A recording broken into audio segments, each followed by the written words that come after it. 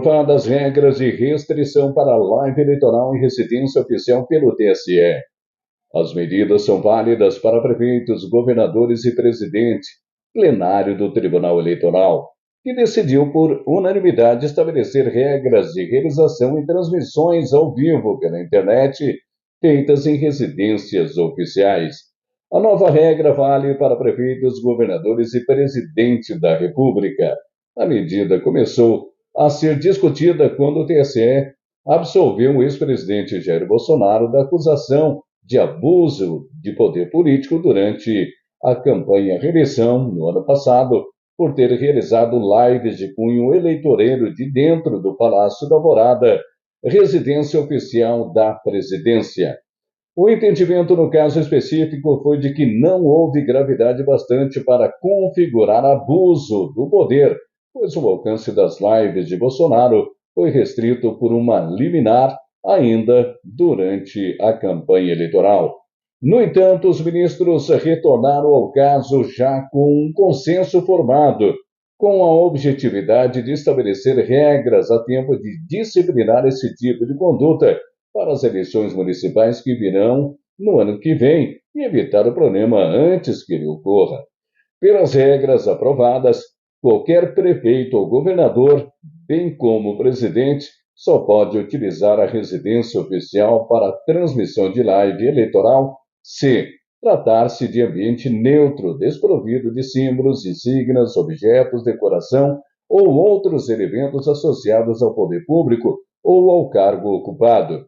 A participação for restrita à pessoa detentora do cargo, o conteúdo divulgado se referir exclusivamente à sua candidatura, não forem empregados recursos materiais e serviços públicos ou aproveitados servidoras e servidores da administração pública direta e indireta.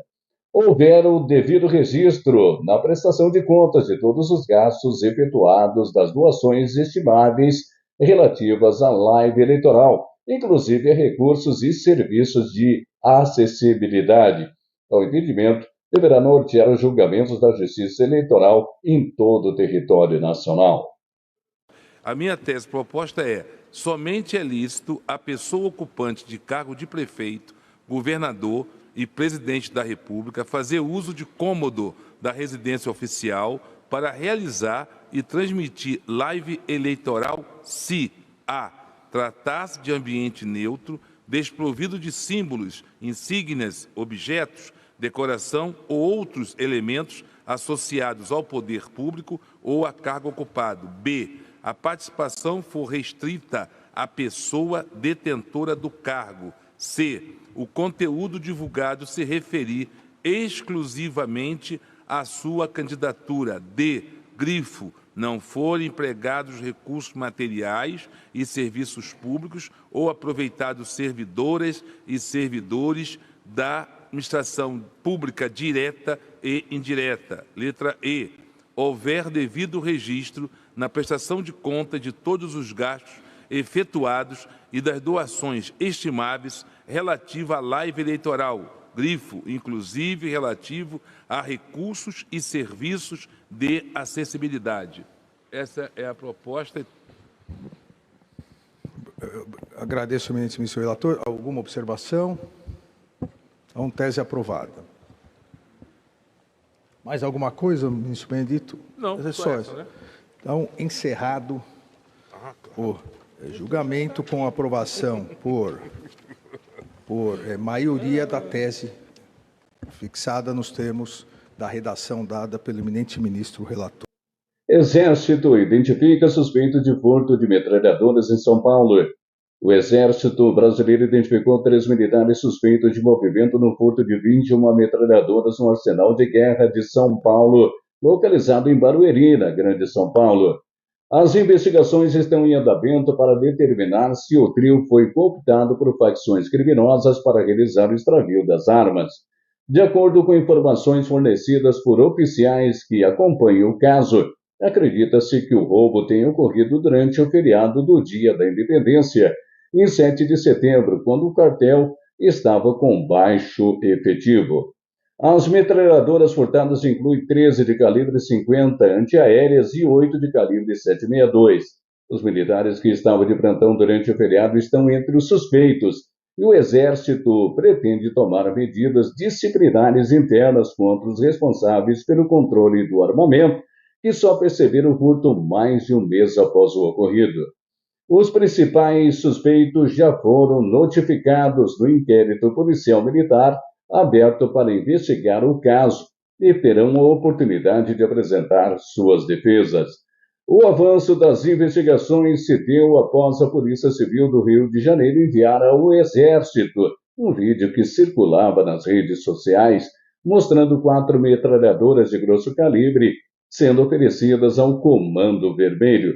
Os oficiais que atuam na investigação reconheceram que as armas exibidas no vídeo são semelhantes às que foram furtadas no arsenal de guerra. Diante disso, o Exército decidiu concentrar suas suspeitas no feriado de 7 de setembro, como o momento em que as armas foram roubadas. Embora não seja descartada a possibilidade de que as armas tenham sido retiradas gradualmente em diferentes dias, essa linha de investigação perdeu força. Recentemente, o Exército afirma que as 21 metralhadoras furtadas estavam inservíveis e aguardavam manutenção no depósito de Barueri. As armas de calibre 50 têm capacidade para derrubar helicópteros, sendo frequentemente utilizadas em ações criminosas por grupos ligados ao Comando Vermelho. As outras metralhadoras são visadas para roubos a carros fortes e combates terrestres diretos. O sumiço das 21 metralhadoras foi percebido pelos militares do arsenal de guerra durante uma inspeção realizada no local.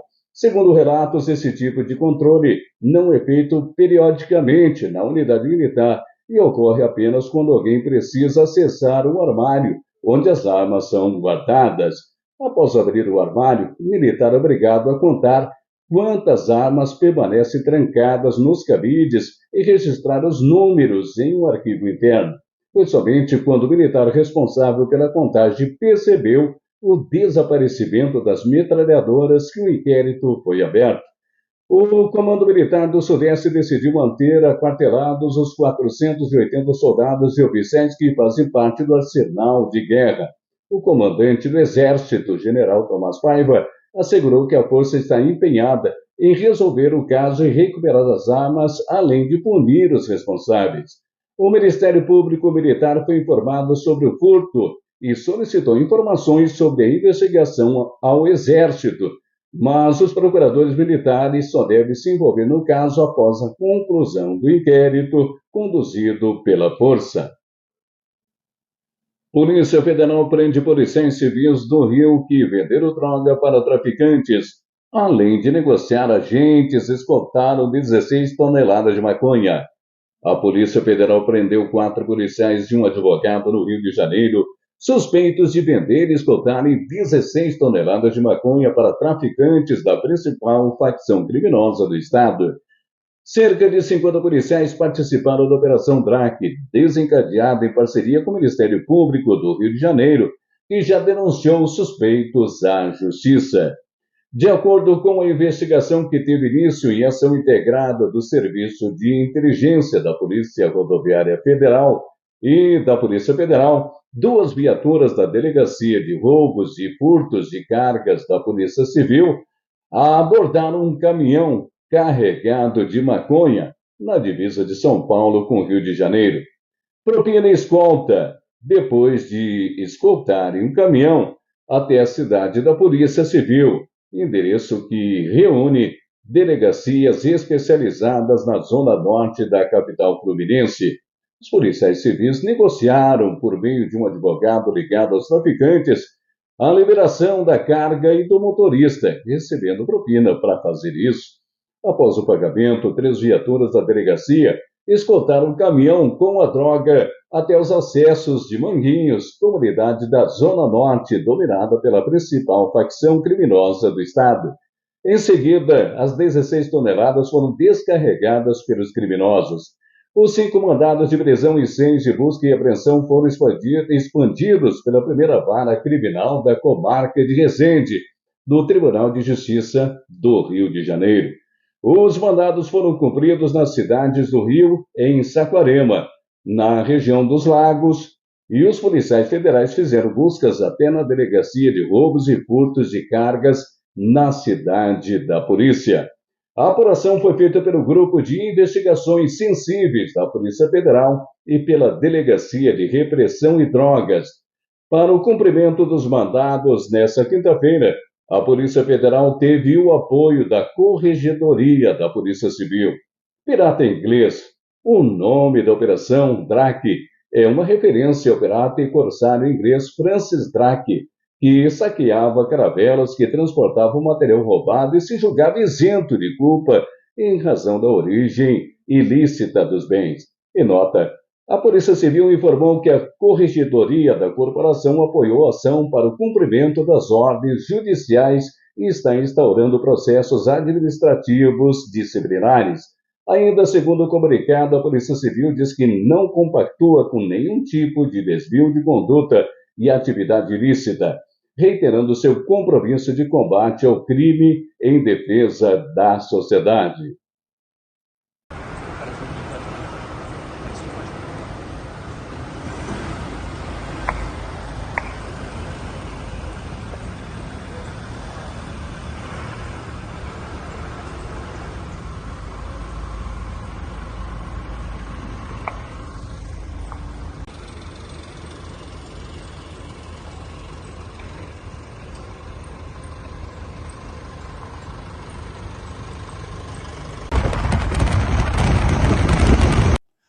Operação Lâmia. Polícia prende mulher transgênero que produzia vídeos sexuais com crianças e adolescentes e vendia na internet. A Polícia Federal deflagrou a Operação Lâmia com o objetivo de combater crimes relacionados ao abuso sexual infantil. A investigação apurou que uma mulher transexual convidava crianças e adolescentes para sua residência, explorava sexualmente os menores e depois vendia na internet as filmagens desses abusos. Já foram identificados 13 estupros de vulneráveis cometidos pela investigada, além da produção de 19 vídeos contendo abuso sexual infantil, entre outros crimes praticados, como compartilhamento, armazenamento e comercialização de arquivos com conteúdo ilícito. Ela responderá por crimes cujas penas máximas somadas podem chegar a 280 anos de prisão. Na ação de hoje, foram cumpridos 2 mandados de busca e apreensão no município de Nossa Senhora de Socorro.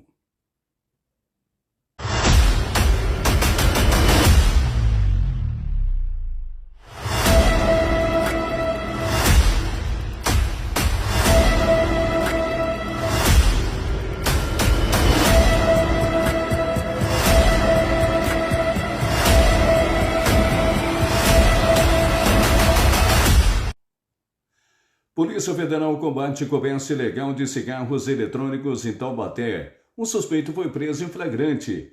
Um rapaz de apenas 19 anos foi preso no bairro Vila São Geraldo, em Taubaté, São Paulo, após a Polícia Federal deflagrar uma operação de combate ao comércio de cigarros eletrônicos. A equipe de policiais federais cumpre mandado de busca e apreensão expedido pela Primeira Vara Federal de Taubaté.